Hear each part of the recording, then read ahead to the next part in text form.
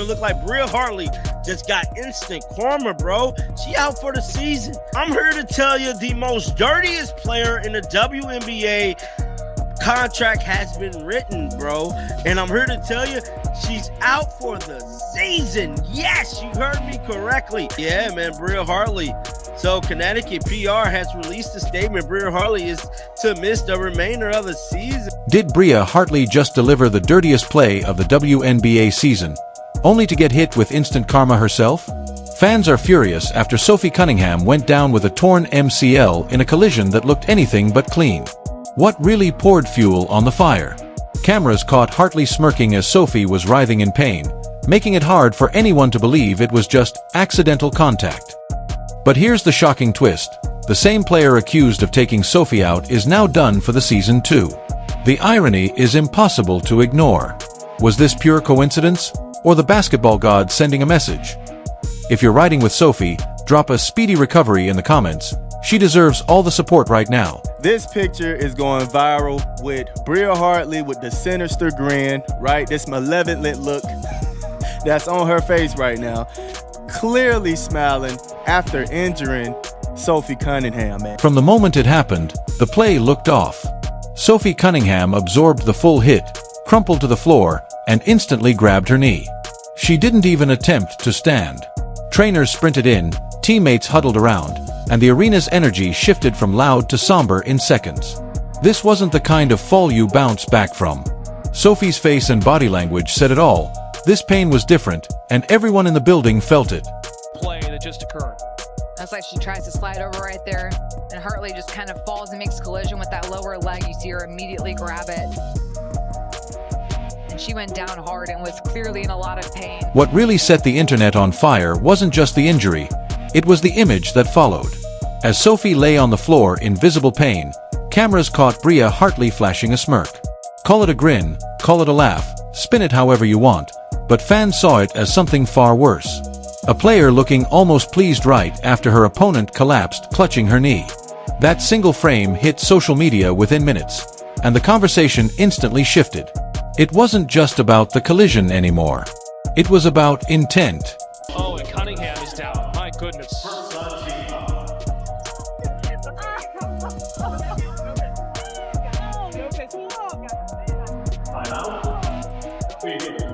Should be.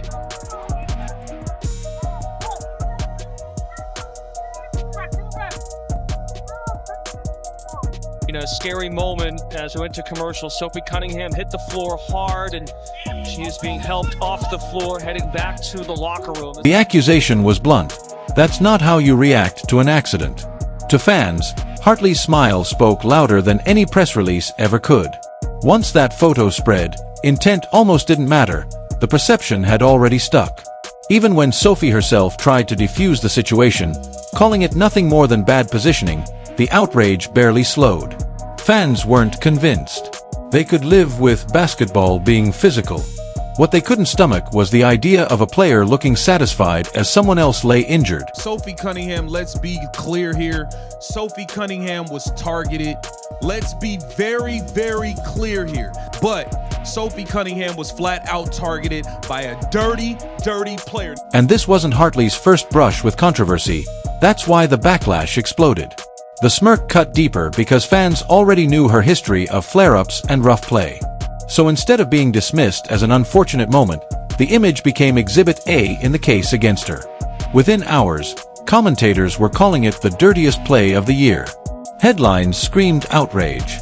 Fans flooded comment sections demanding accountability, while referees were blasted for swallowing their whistles.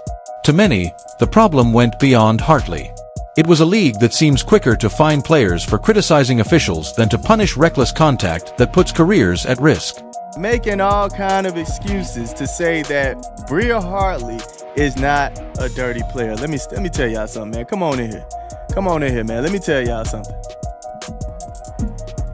If it quacks like a duck, walks like a duck, eats like a duck, it's a duck, man. Come on, man. She is the dirtiest player in the WNBA right now, winning the trophy. All right? Winning the trophy for it. Don't sit here and try to tell me Bria Hartley is not a dirty player. By the end of the week, this wasn't just about one game. It was about the league's credibility. Would the WNBA finally step in and send a message, or let another controversy slide? Either way, Hartley's smirk had already cemented her reputation in the eyes of fans, because that snapshot fit a story they were ready to believe. And the troubling part? This wasn't new ground for her. Sophie Cunningham just became the latest name in a growing list of players left frustrated by Hartley's reckless play. Atkins, 7 to shoot. Cardoso rolls, catch. Cardoso over the top, can't get it. Reese fights for the rebound and a foul, and this time gets a little chippy and a shove on Nelson Adota. And listen, this arena typically will see some ringside. For fans, this wasn't a one-off. The receipts go back all season. Take the Angel Reese incident earlier this year. That wasn't just routine post-play. Hartley was caught grabbing Reese's hair in the middle of a rebound battle. You don't mistake a box out for a fistful of braids, and Reese's furious reaction made the clip go viral. Before the outrage cooled, Hartley was already back in the headlines for shoving Rebecca Allen, another moment fans flagged as reckless. None of these episodes drew major punishment, but together, they built a damning record. So when Sophie Cunningham's torn MCL hit the news, people didn't see an accident. They saw a pattern. And then came the final straw. Fans dug up Hartley's own Instagram likes, showing support for posts mocking the injury. That only reinforced the perception. Bria Hartley isn't unlucky. She's the face of dirty play in the WNBA. And now, with Sophie out for the season, fans are demanding the league stop looking the other way. Look at this. Just look at this. Bria Hartley has become the definition of consistency, but not in a good way.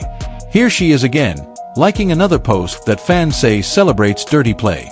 Death, taxes, and Bria Hartley always being at the scene of the crime. That's the caption. And the receipts keep piling up. Fans weren't seeing accidents anymore, they were seeing a pattern. The hair pull on Angel Reese. The shove on Rebecca Allen. And now, the collision that sidelined Sophie Cunningham with a torn MCL. By the time Sophie was on the floor clutching her knee, Hartley's trail of incidents had already told the story. That's why the smirk didn't read like bad timing. It read like confirmation. For Fever fans, enough was enough. They woke up furious, not just because their players were getting hurt, but because opponents were smiling about it. The outrage only grew when people pointed out how inconsistent the referees had been. Hard fouls slid by without a whistle, while the smallest touches drew quick calls. There was no standard. And worse, it felt one-sided. Sophie herself was fined earlier this season for criticizing refs, but Hartley faced no punishment after repeated incidents. To fans, that double standard was impossible to ignore. And then Sophie's own family stepped in. Her sister Lindsay and her mother Paula spoke out publicly, asking why the league wasn't protecting players from exactly this kind of situation. Their words cut deeper than any fan comment because it showed the hurt was bigger than basketball. If the WNBA refused to act, more players would keep going down. That's when the story shifted. It wasn't just about Hartley anymore. It was about a league that fans, and now families, felt couldn't or wouldn't keep its players safe. Maybe the league should spend less time fining players for criticizing refs and more time hiring officials who can actually protect athletes. Pathetic. That was the tone flooding social media after Sophie Cunningham went down. Fever fans were outraged, praying for Sophie's recovery while blasting the WNBA's credibility. Suspension talk started almost immediately. Fans pointed to past cases where reckless plays earned discipline and demanded Hartley face the same treatment.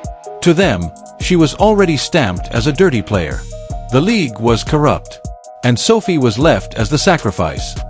Even Sophie's family spoke up. Her mother and sister went public, saying Hartley wasn't just aggressive, she was reckless and out of control. Mama C didn't hold back, calling her a disgruntled player who had left a trail of bad blood everywhere she went. For fans, that was the final nail. The suspension felt inevitable. But before the WNBA even had a chance to weigh in, the story flipped on its head. Out of nowhere, the Connecticut Sun announced Bria Hartley was done for the year, not because of punishment, but because of a right knee meniscus tear suffered in practice. Just like that, her season ended. The timing was almost surreal. Fans who had been demanding consequences suddenly saw karma take care of it. So you mean to tell me she got hurt at practice? By her own team. The irony wrote itself. Social media lit up with the parallels. Sophie Cunningham's year ended by a knee injury, and weeks later, Hartley's own season ended the exact same way. It wasn't the league that took Hartley off the court. It was her own body. And to a lot of Angry Fever fans, that felt like the truest punishment of all. Sophie Cunningham had already been ruled out with a torn MCL, a gut punch for a Fever team that's taken more than its share of hits this season. And then came the twist no one saw coming. Bria Hartley, the very player at the center of Sophie's injury controversy, went down herself with a devastating knee injury. Both sidelined. Both staring at long recoveries. The difference? Sophie was taken out as a victim. Hartley was taken out by fate. That's why fans wasted no time framing it as payback. The outrage that had built for weeks flipped instantly into vindication. On social media, the basketball god's storyline spread like wildfire. Posts declaring, "Karma's real," "Justice served," and "Prayers answered" flooded timelines. One comment summed up the mood. "Wonder if she's grinning now." Even Sophie herself had once defended Hartley, saying, "Bria and I are super cool. She'd never try to hurt me. There are some girls who might, but she wouldn't." But fans weren't buying it. To them, the universe made the final call. The irony was too sharp to ignore. Cunningham lost her season to Hartley, and now Hartley lost hers just weeks later. For Connecticut, though, it wasn't poetic. It was painful. Losing Hartley stripped them of a key rotation piece right as the playoff race heated up. For a team built on toughness and physical play, the loss wasn't just ironic, it was a major setback. Still, the narrative stuck. Hartley's style had built her a reputation as the aggressor. And in the eyes of many, karma finally came collecting.